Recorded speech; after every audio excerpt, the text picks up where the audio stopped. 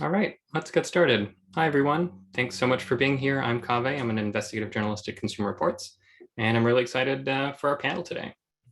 In December, Consumer Reports and The Guardian co-published an investigation that we spent many months on.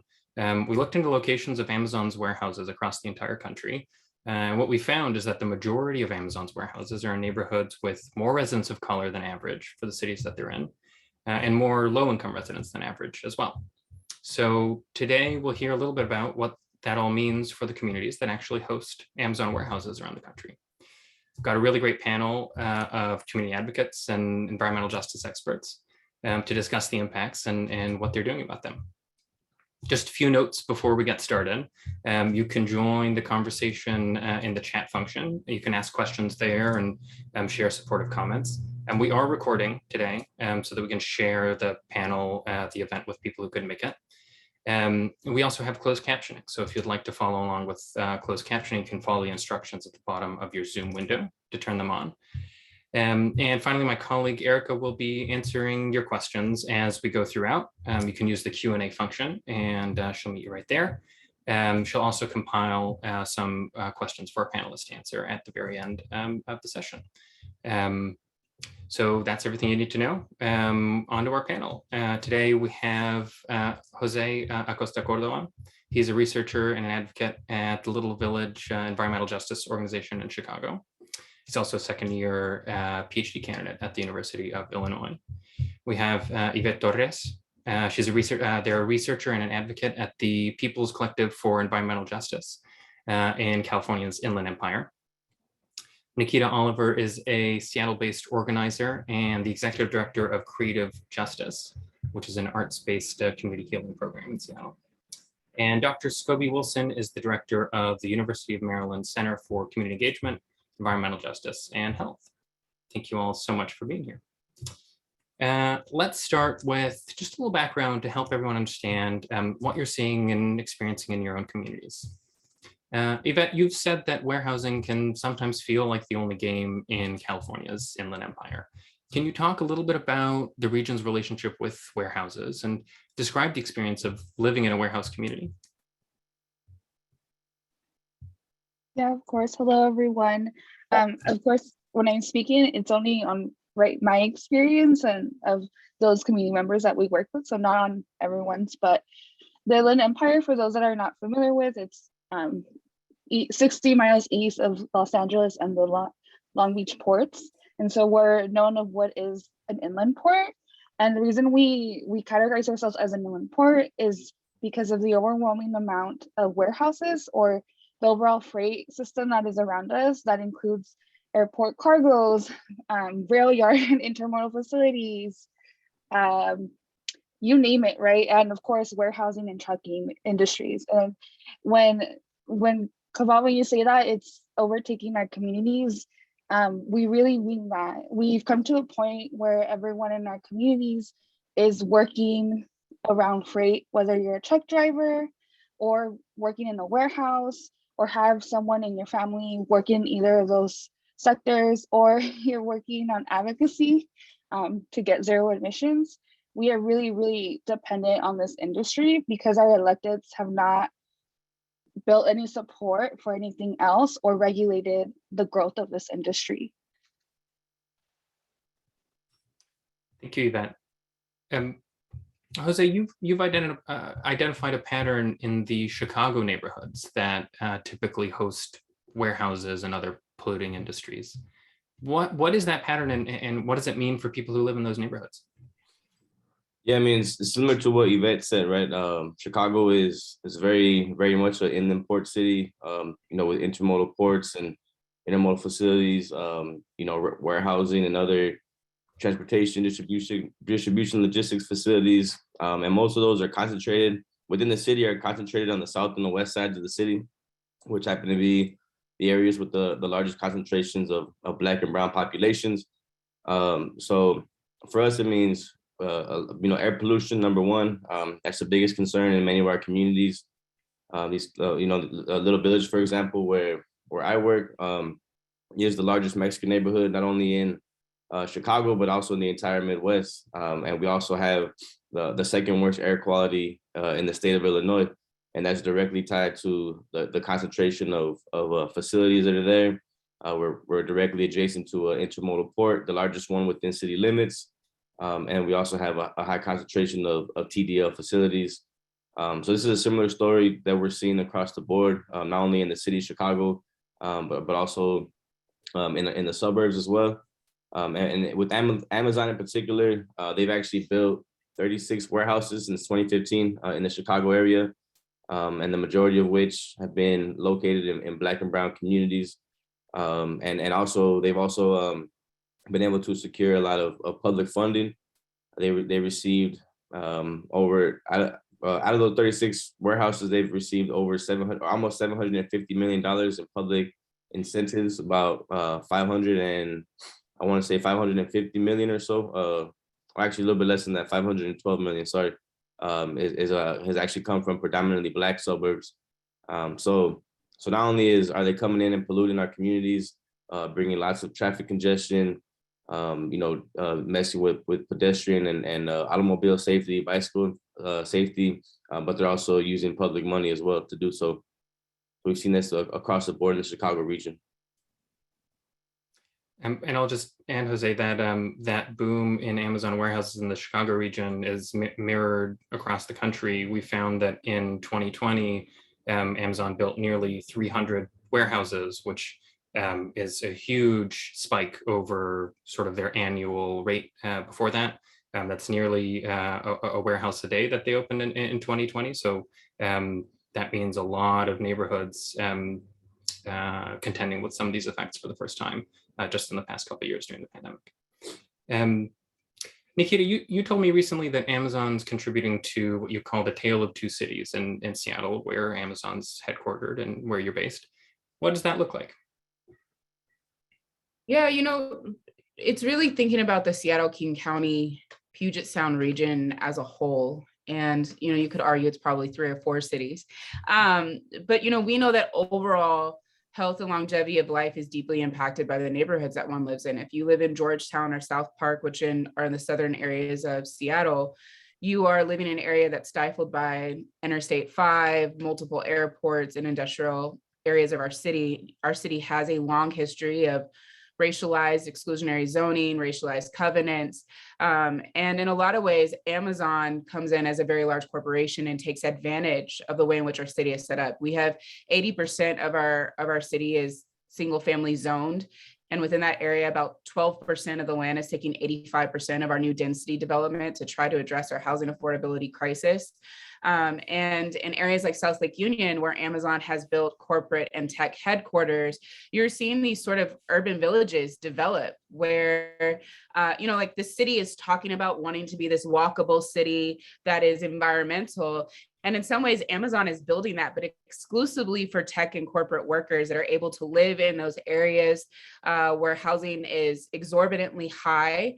But then you go to South King County and you are seeing neighborhoods where many of the folks are economically disenfranchised, politically dispossessed communities of color, where they are placing warehouses and often for very low wages when you compare them to the wages that people are making in the corporate and tech areas. So in the Seattle King County region, there are neighborhoods where you will find Amazon fresh stores, corporate or tech offices that are forming into these urban villages. And then in other neighborhoods, you will find Amazon warehouses. And the dividing line for this is often historical patterns of racism, exploitation, and disparities in income, race, and gender, which Amazon very craftily takes deep advantage of in the way that they're deciding how they build what in our region.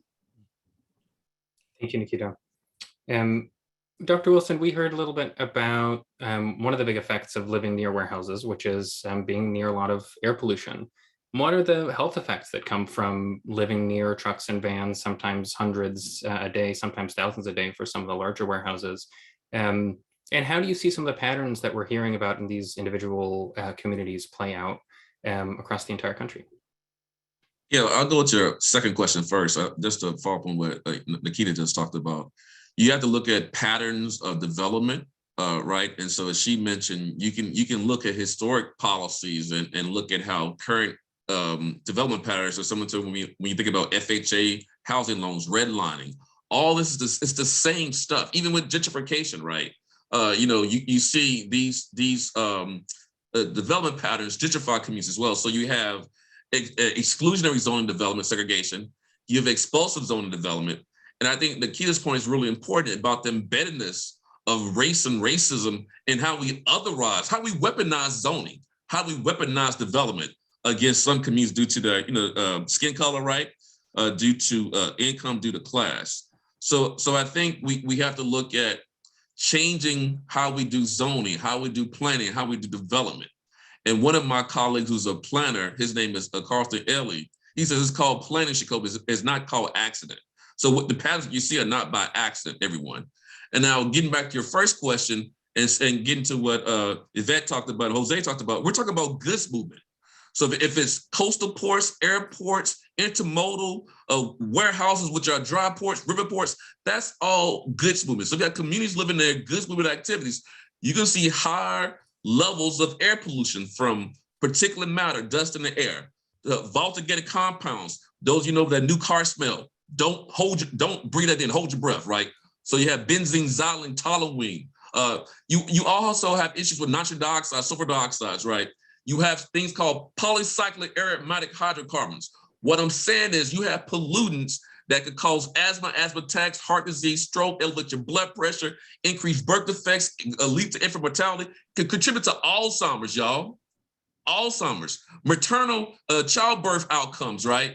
Can lead to premature mortality. Let me not forget cancer, and also impact your life expectancy. So where you live is important. Context matters. Y'all heard the zip codes are more important than genetic code.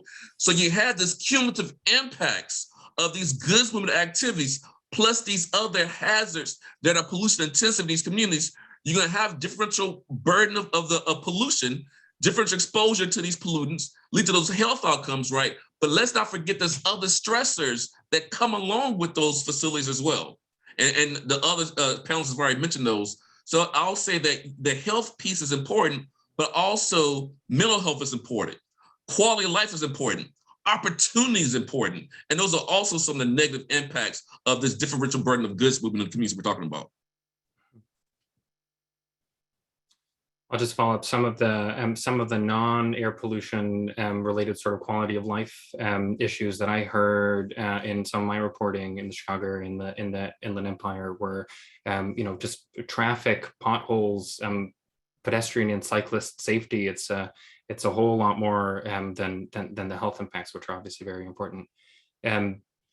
Jose, I know you've studied some of the patterns in the Chicago area that sort of fall into this mold of historical segregation, historical policies that lead to where we are today, where a lot of industry is concentrated in low-income communities, in communities of color. Can you talk a little bit about that?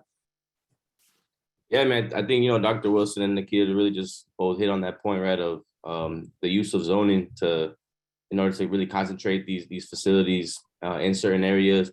And so in the Chicago area, or within the city, we have 26 official industrial corridors. And these are the areas where these kinds of facilities are actually allowed to locate or incentivized to locate. They actually get incentives for locating within these industrial corridors. And all the largest ones and the industrial corridors with the heaviest concentration of TDLs and other heavy manufacturing all happen to be within Black and brown communities on the south and west sides. And it does go, like Dr. Wilson just touched on, right? And it really goes back to redlining, to the facilitation of Black and brown populations into those communities as the city was changing post World War II. And white flight and going back to that history. So this was by design, right? These industrial areas have been industrial since the beginning of the city. However, as the communities became, more inhabited by people of color, then those concentration of those facilities, it increased over time. And that's when, the concept of environmental racism comes into play. And then, all the long-term impacts, related to health that Dr. Wilson just touched on right now. So it really goes, zoning is really the crucial tool in which they've used to concentrate this pollution and ultimately, impact the lives of Black and brown Chicagoans. Thanks, Jose.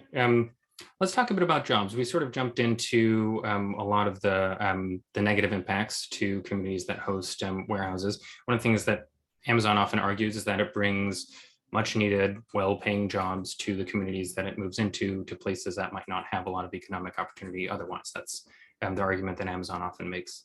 Yvette, maybe I can start with you. What have you observed about the jobs that Amazon brings to your community and then in the Inland Empire? And then if others want to jump in after, I think we'd love to hear about all your perspectives. Yeah, of course. As folks were saying, this is underlying environmental racism, and that includes the labor piece. We can't talk about air quality, about our health impacts, environmental impacts, without also including the labor fight in this. And unfortunately, right, Amazon is the leader in this country in freight, and that means in setting the example of labor rights and how it treats its workers. And unfortunately, that's not the best that we have seen. In an area like the Inland Empire, where Amazon is the largest employer, you find community members that completely hate Amazon and are tired of Amazon being here and taking tax incentives, or being sneaky and not being forward, that they're leasing a warehouse or an airport. And then you have the other half of Inland Empire community members who are like, say exactly that. Well, at least we're getting jobs, right? And it's because it has gotten to a point where if you are looking for any type of employment, Amazon is always hiring, but they're hiring and then this is a model that's very similar all over the country, right? Where you're working there for a temporary time. You work there 3 months, and then they switch you either to another warehouse in the Inland Empire, or they pay you out to no longer come back and work for them. And it's usually a lot of youth that are in these positions. And so when we have older community members, folks that have developed arthritis or have fallen at work from working in other warehouses in the area over the past few years, they're not treated with the same respect, right? They're timed. Folks talk about how, I have friends and family members who work in Amazon and talk about how they can't even take a bathroom break or a break of any kind because they're watched at all times. Even with COVID, right? They weren't allowed to leave when there was an exposure. And some folks even felt like they couldn't even get vaccinated because they're like, I have 1 day off of the week. I'm not going to use you to go get vaccinated because Amazon doesn't want to pay for that. And so it really becomes, if Amazon's treating your workers like that, then the rest of the warehouses and logistics around are going to be like, well, Amazon pays the most and provides the most benefits. So if they're competing at this level of this is the baseline, why should we do above and beyond? And unfortunately, that's why we here in the IE are working together with labor, environmental, health groups, right? Because we know this is very important to push for labor rights, as well on the end of the drivers too, the truckers. If we want zero emissions or better health impacts, we can't depend on going zero emissions and forget about the folks who are driving and who are there and will pay the consequences. So we have to include them in the conversation. If I could just jump in there, I think a few things that are important to just add on to what Yvette already said is, we know that Amazon's workforce is split sharply along racial and gender lines. And in a pandemic where Jeff Bezos made $86 billion, there are many workers that are living paycheck to paycheck in very hazardous conditions. And part of the union organizing in Bessemer was around acknowledging that 80% of employees in that warehouse are Black and are receiving some of the lowest wages in the corporation.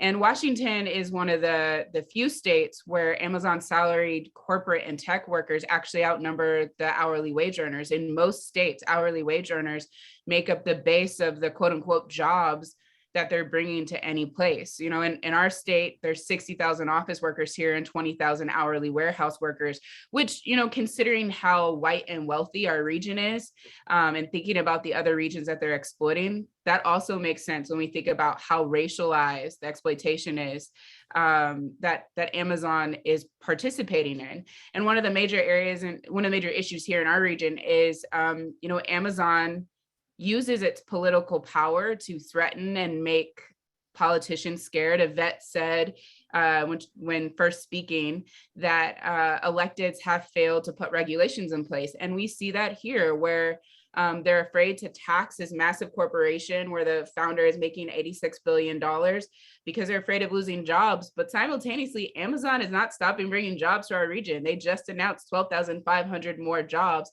primarily tech and corporate roles that people who are born and raised here, especially Black and Brown and Native folks, will never have access to these quote unquote high wage jobs that are coming to our region and contributing rapidly to mass gentrification of neighborhoods where Black and Brown folks once lived, who are being pushed farther south in our region where the warehouses are. And so there's a very intentional taking advantage of the divides that already existed. And you can see them very clearly in how tech positions and corporate roles have 125,000 to 150,000 a year, while if you're a full-time hourly wage worker, you're making maybe $38,000 a year. So there are gross disparities along those racial lines. And what about the longevity of some of these jobs? You've already brought up the quick turnover, the fact that people, some people spend months in warehouse jobs and then move on, maybe because they've been hurt, maybe because they've been bought out, maybe because the job moved someplace out of reach. But also in the bigger picture, in 5, 10, 15 years, are these warehouse jobs going to continue to exist in the numbers that they are here today? I mean, I think that's a crucial point to why this is really unsustainable economic development for a lot of cities, a lot of communities. The industry is automating quickly, right? With a lot of these jobs that exist now might not exist within the next 10, 15 years, like you said, and it's likely that they won't. So when we're, when our mayor or our city councilors or aldermen are in support of these jobs, that's one of the points that we try to bring up, is that this is actually not good for our community long term. When this industry is automating the way it is, there's other economic opportunities that we could be bringing to our communities that will not only will build more, that will be better paying and ultimately build wealth over time, but also that won't pollute our communities, that won't harm our communities while they're bringing these jobs, right? So we've become these communities where our air quality and our overall health could be sacrificed in the name of these jobs, but these jobs might not even exist in the very near future. I'm seeing a few questions from audience members about the tax incentives that Amazon sometimes gets from local governments, from state governments to open warehouses. Can anyone quickly talk about why that is and sort of your position on how that should work?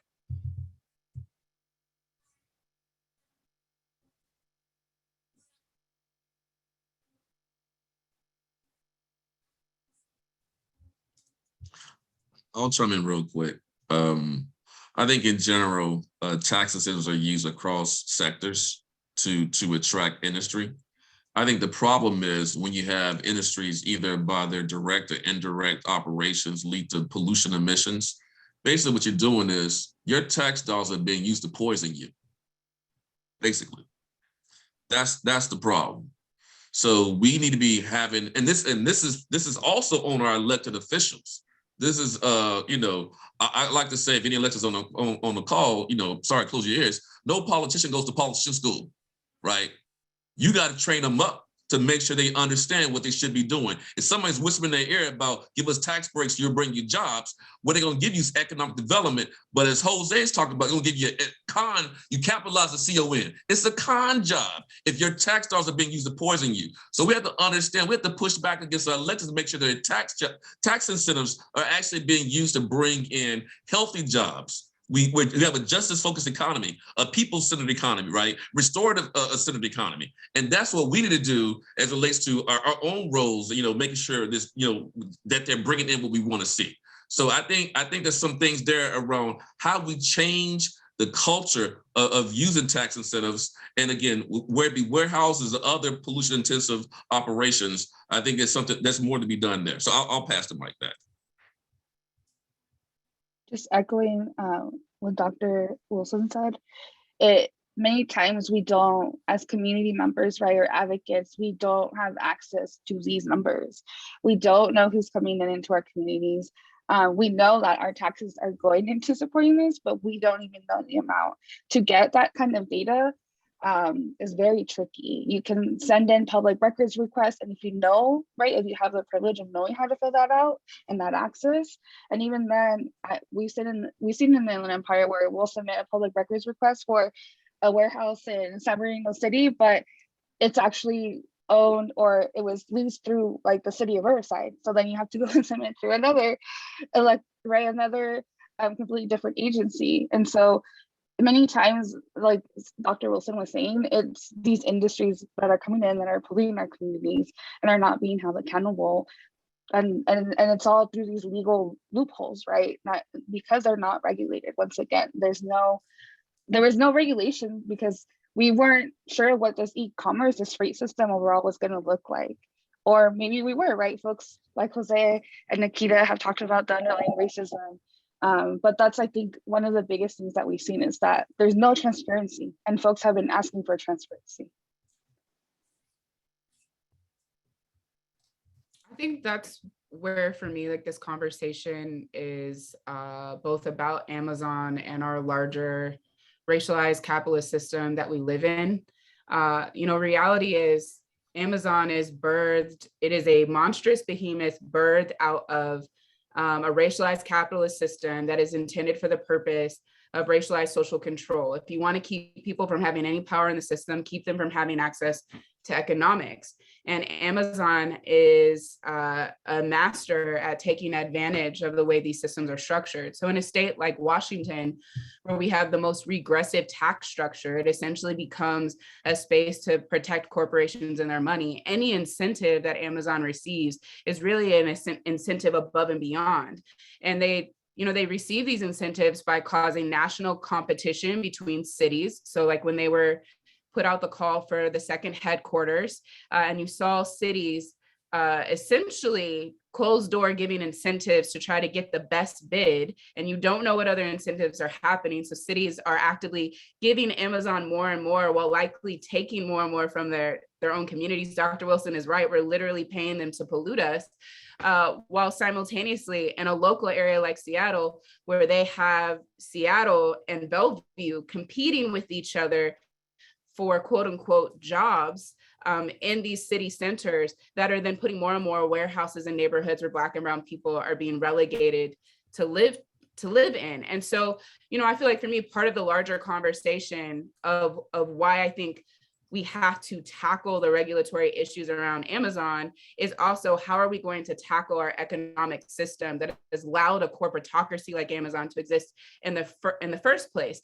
It has moved from being a corporation to literally in some ways being its own bureaucracy that these cities and governmental agencies are negotiating with as if it is a government in and of itself. And so without some sort of regulation and governmental intervention to actually tear this monstrosity down, I think we're only going to see it continue to grow and be able to further pull more and more incentives out of cities that are afraid of losing whatever value they think they're getting out of Amazon being in their spaces. I want to ignore Amazon's responsibility, but since we're here for a moment, let's talk a little bit about what you think cities, counties, states, and even federal government should be doing to turn around some of these patterns that we're talking about. Is it a matter of putting an end to some of these tax incentives for building? Is it zoning changes? Is it moratoriums on warehouses, as we've seen in some inland empire communities? What are some solutions that that governments should be taking?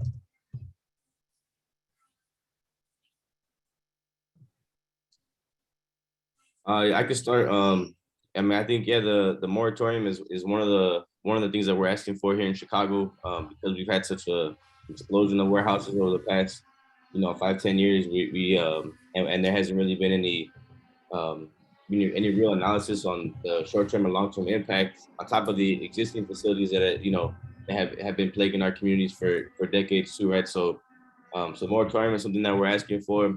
In terms of dealing with the short-term air quality issue, there's a major push now for electric trucks, right? And although electrification isn't the end all be all solution, at least in the short term, it is dealing with that air pollution issue, and it will ultimately at least reduce the harms from these warehouses on our community. So things like the advanced clean truck rule, the indirect source rule, things that are actually coming out of California and out of people in the Inland Empire who are leading this fight.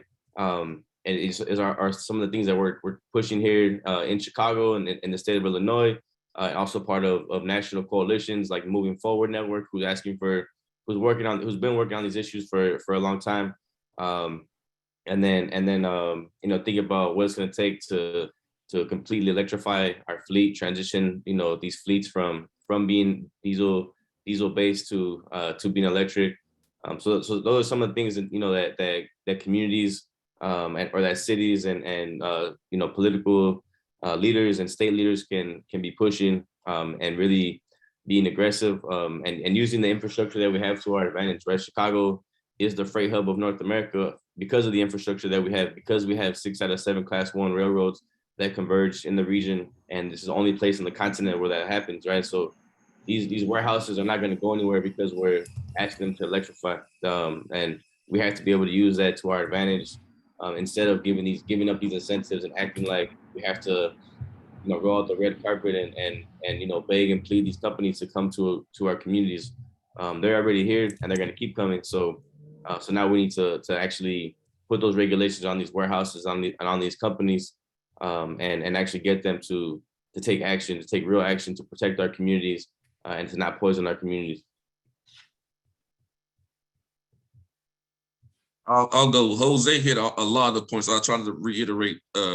That's that second year PhD student. I like to hear what you just said, Jose. But yeah, I mean, you hit most of the points. I mean, like I said, the zoning issue. For the cities, we gotta see the cities start putting in environmental justice and equity principles into the comprehensive plans.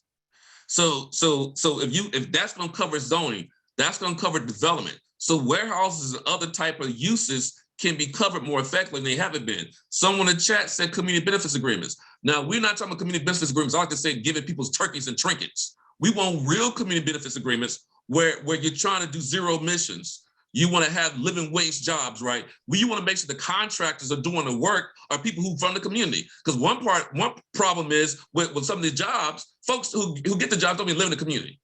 So that's extractive in itself. So transforming, using comprehensive plans, community benefits agreements to move from extractive economy to, again, more people-centered, more justice-centered, more restorative, right? And I also think, Jose mentioned, I'll pass the mic, the goods movement part with the Moving Forward Network. I do some work in the Moving Forward Network Southeast. I do work on goods movement issues in Charleston with the low country small communities. I work with Dr. Mitch McLean down in Savannah, Georgia. We also have folks down in Florida and Mobile. We got folks in Mobile who are part of Moving Forward Network Southeast. So that is an entity to look to who's been pushing for progressive policies related to goods movement issues, including warehouses. Go ahead, Kaveh. Jose, you mentioned the indirect source rule. That's something that that's starting to be put into place in the LA area in the Inland Empire. Yvette, could you talk a little bit about what that is and what it means for communities who live in warehouse areas? Yeah, of course. So just before I mention a little bit more about the indirect sources rule, I do want to echo on what Jose and Dr. Wilson were saying, and it is going from an extractive economy to a people-centered economy, and also putting the blame on Amazon too, not just relying on our government officials, but also holding Amazon accountable. And with the indirect sources rule, it was something that advocates had been working on since before the policy was written, through the air district here in the South Coast. It's really just saying we want accountability and regulations for the emissions that we are having through the freight system, right? So the indirect sources rule that passed this past year was for warehousing, but it comes with a set of rail, ports, and airports or air cargo, right, facilities. And so what it's going to do is going to give a point system, almost like a menu for warehouses to choose from, where they could purchase an electric truck and they need to meet an X amount of points. And so once that comes into place in the next couple of years, we hope to see more zero emission trucks, more incentives for communities that are directly impacted by Amazon or other entities that are in the freight system. And so the indirect sources rule is really, really strong, and a lot of folks worked on it and advocated for it because it was the first of its kind to create any regulation for warehousing. Before this, there was no regulations. We just knew warehousing and freight was around, it was normal, and they just kept coming in, and they still are in a lot of our communities. And I've been watching the chat, and there's folks from all over the country talking about gigantic logistics centers coming in. And that's why we advocated for a rule like the indirect sources rule, because we can't separate air quality from land use. And this goes back to what folks were saying here, right, since the beginning. These practices of zoning and environmental racism, they're connected. We can't talk about how to improve our air quality without talking about how land use has been used to create these unjust right placements of industry. And so right now there is a push for a national level of an indirect sources rule, as well as an ACT rule. I know Jose talked about it or mentioned it a little bit through a coalition, right, nationally, because we want to make sure this industry is regulated. One of the things that I find really interesting about the indirect sources rule, in addition to what you already brought, Yvette, is the new information that would become public through the rule. It requires warehouse operators who have warehouses of a certain size to count and report the number of trucks that come in and out on a regular basis, and then respond on a sliding scale based on the volume of the traffic coming in and out. Now, that's not actually, measuring the particulate matter or the pollution that those are creating, but it's a better proxy, I think, than anything that exists. Dr. Wilson, you've talked a little bit about sort of the state of air quality monitoring right now and the gaps that it has. What does this address, and sort of what's still left behind?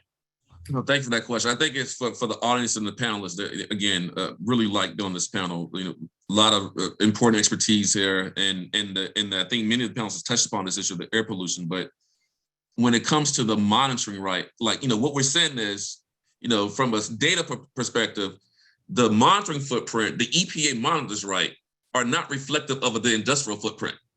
We all know that the place with the hot spots, all the mobile stationary sources coming together. Yvette talked about the intermodal. I mean, think about places that have an intermodal facility. You got rail, you got warehouses, you got some type of port. Again, it could be an airport, it could be a coastal port, it could be a river port, right? All together in one place. The monitoring is not capturing the pollution emissions, right? Or the concentrations that people who are in proximity, close proximity, are experiencing. So we need to see more hyperlocal air quality monitoring. Right. We need to see more multi-pollutant sensors. Want to make sure for everybody out there, I'm talking about not just doing science. I want to do empowerment science, so the folks on the ground who experience these issues can leverage their contextual expertise and get data on their everyday and lived experience. So putting science and tools into the hands of people, to do that, we need better monitoring. We need hyper-local air quality monitoring. That should be the requirement when it comes to any decision-making about permitting, particularly when it comes to the cumulative impacts of these mobile and stationary sources of pollution. So I'll just say real quickly, I'm kind of biased, but there's a company like Acma. Some of you may be on the phone call from California, know about Acma's work in California. They do mobile-based monitoring using EVs to measure greenhouse gas emissions. They measure NO2, they measure volatile organic compounds, they measure particulate matter. They can map it. And that kind of information should be used as a decision support tools about, should we build a warehouse here? Yes or no? And if no, what should go here? And I will say this one more last point, Kaveh. I think we should advocate for more renewable energy infrastructure. We need to be advocating for the types of infrastructure that are not pollution intensive, but that are health promoting. That's the kind of companies these communities deserve. And the monitoring can inform that type of infrastructure progress that we need to see.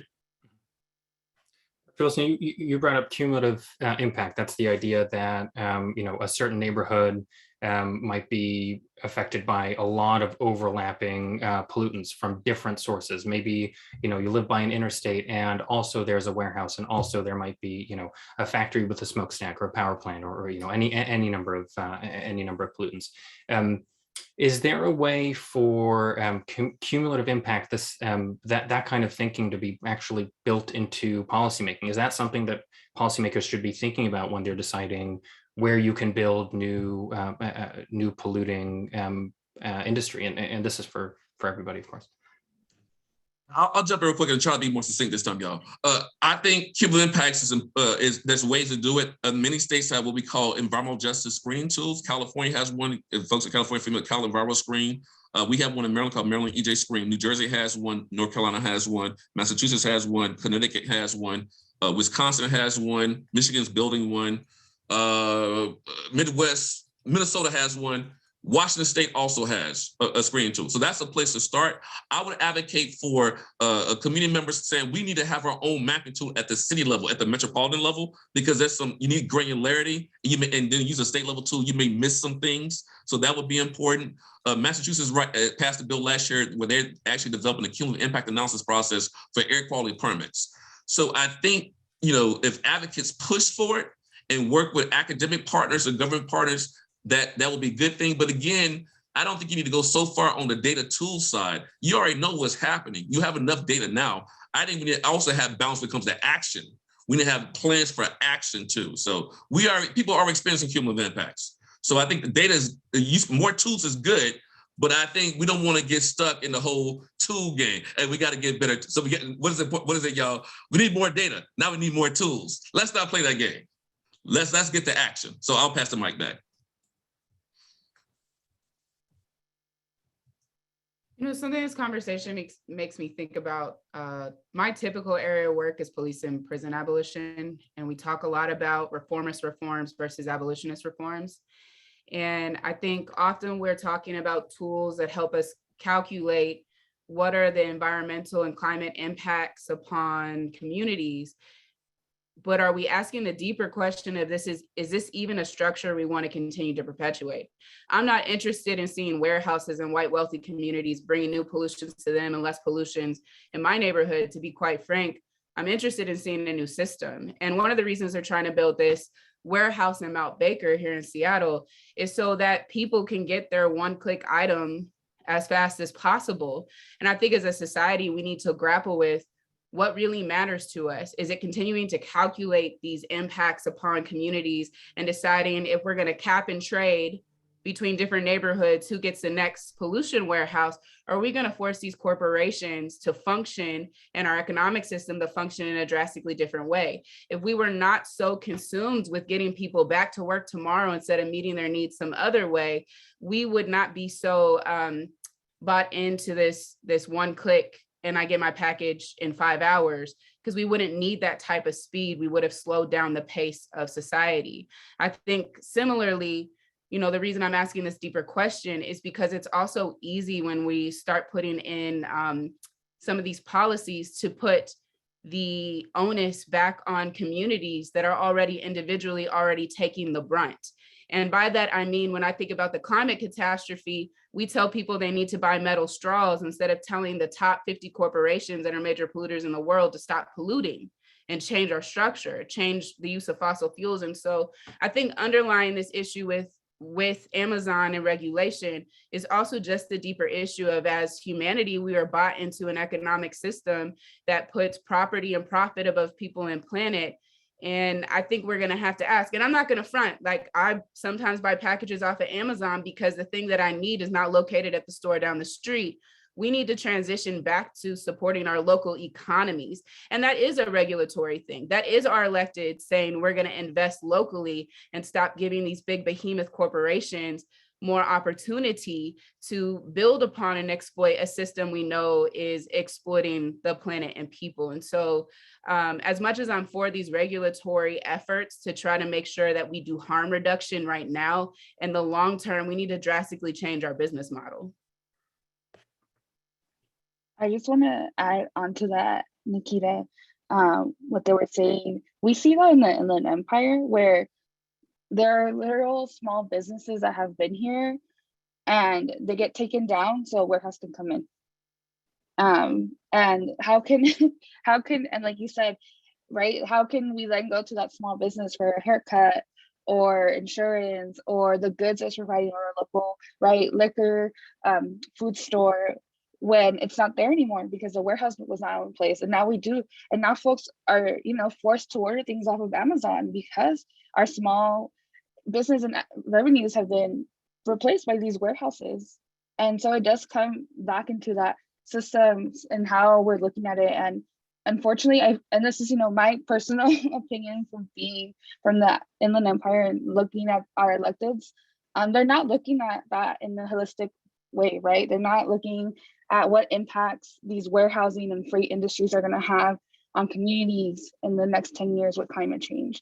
And that when our normal temperatures every summer are now 103, they're not looking at when it gets to 105 in the next 5 years. What does that mean for our community? What does all these cement boxes mean? Like, so there's a lot of things that go into these systems and how we get into these industries, and you know, it is a bigger picture, but it doesn't mean we can't start at a local level of not just, you know, mobilization, but setting those foundations and working together, like talking to your neighbors. Like my family is tired of me talking to warehouses, but at least they're talking to each other and talking to their neighbors about warehousing, and they're all truckers for the most part.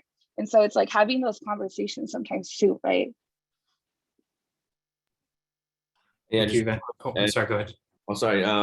Just to add real quick too, just to the points of the other panelists, I think this is also where the concept of a just transition becomes that much more important as well, right? And as we're talking about building this new economy that Nikita was just, you know, referencing, right? Like, what is it going to take to get there? What does that look like?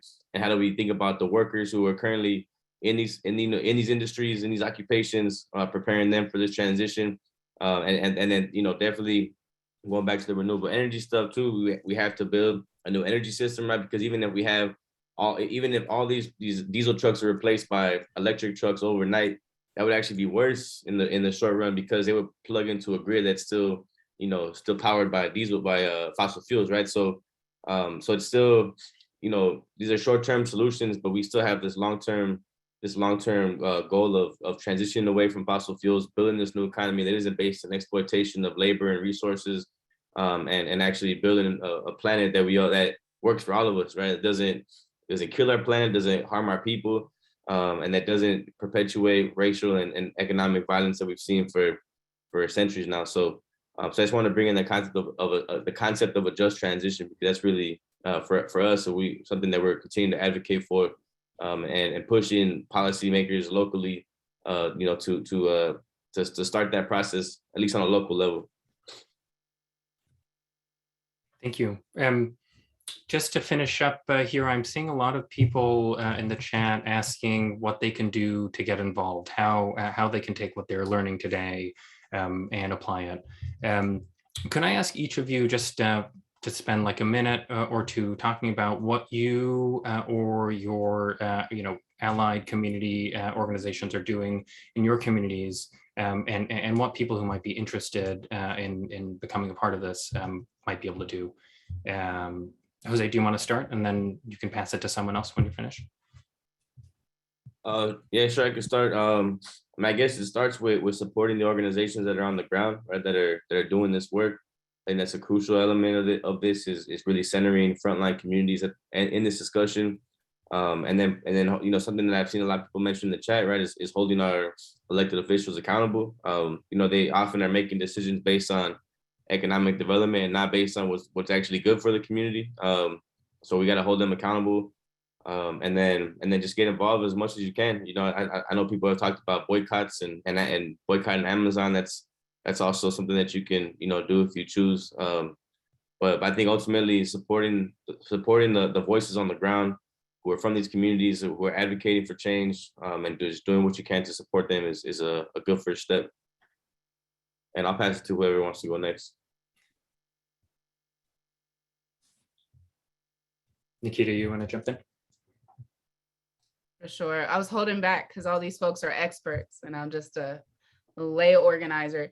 I definitely agree with Jose. You know, you have to center our most impacted communities in the solution building and supporting our frontline organizers. In a Seattle King County context, you know, I think putting in place a warehouse development moratorium is going to be important. You know, just acknowledging we have an extreme housing crisis. And the last thing we need to be doing is building warehouse developments in places like Mount Baker, where really that's going to be a massive transportation district. That should be a place where we have social housing, or in the least deeply affordable housing, given our housing crisis. So really pushing our electeds to prioritize what's needed. I think the second thing is what Dr. Wilson's already hit on, is like, how are we leveraging our comprehensive plans? And Seattle's moving into a major comprehensive plan. You know, our next 2024 plan is in process, and making sure that our zoning, our development, our changes is actually in alignment with racial justice. We have a lot of work to do around reparations, land reparations, economic reparations, and changing the structure of our zoning with the most deeply impacted communities centered in that process is going to be essential, not just to avoiding what's happening with these warehouses, but to also just change the long term of it. Amazon in our current structure is not going to be the last corporation to become a corporatocracy that's committing this level of harm. And the last thing I will put out there is labor organizing, really organizing with rank and file workers to be able to, from the inside out, hold these corporations accountable, and to be able to put collective pressure upon electeds to respond to the demands of workers. Because right now what Amazon has is money and backing and power and positionality to make electeds scared to do what is necessary. We need the labor movement to meet that level of power and privilege with a ferocity that forces our electeds and our governmental institutions to respond to the needs of working people. Yeah, I'll go ahead and chime in. I think we've already kind of hit on these issues, but suggestion is to work again with, as Jose talked about, frontline, fence line groups that work on these issues. We got the Moving Forward Network, national network. You got the Moving Forward Network starting the West Coast. You got the Moving Forward Network Northeast you can engage. You got the Moving Forward Network Southeast. I'm not sure if there's a Moving Forward Network Midwest yet. Is there? Okay, yeah, cool. Moving Forward Network Midwest. You got groups like in Michigan, the Michigan Environmental Justice Coalition. Shout out to the folks up there doing work. You got folks in CEJA, the California Environmental Justice Alliance, which you have so many groups, you know, up and down California doing work on EJ issues. You got the New York, New Jersey EJ Alliance. You got folks, Ironbound Community, Software Neighborhood. You got folks, El Puente. You got Uprose. You got We Act in New York. You got Lamsey. I'm naming y'all. There's groups, Tejas in Texas. You got folks that are doing EJ work on the ground. Just to speak to Jose's points, work with them. In our region, we got the Mid-Atlantic Environmental Justice Coalition. I like to call it MAGIC. Other members of the coalition don't like to call it MAGIC. But we got Delaware, DC, Maryland, Virginia. We're trying to push out transportation equity bills in our state. We're working with other partner states and pushing out legislation. We're trying to leverage model legislation on climate change issues that we can bring into our state. So that's another thing we can do across our peer states, right? Working together to find model legislation. And then, you know, we are, through this coalition, we're trying to build capacity, do empowerment, right? And partner. And so if you can join a coalition, join an EJ Alliance, join a local EJ group, I think that's a great place to start. And just to close, I know I'm talking too much, to get to the point Keita made about comprehensive planning. We got to get in the planning game, everybody. We have to be at the table at all stages of the planning process. So setting up equity planning boards, you know, putting the power of planning into the hands of the people, shifting that power as much as possible. And at one point I put in the chat, creating your own scorecard on these issues. So if folks are voting the right way, you keep them in. If they vote the wrong way, you get them out. So we got to vote.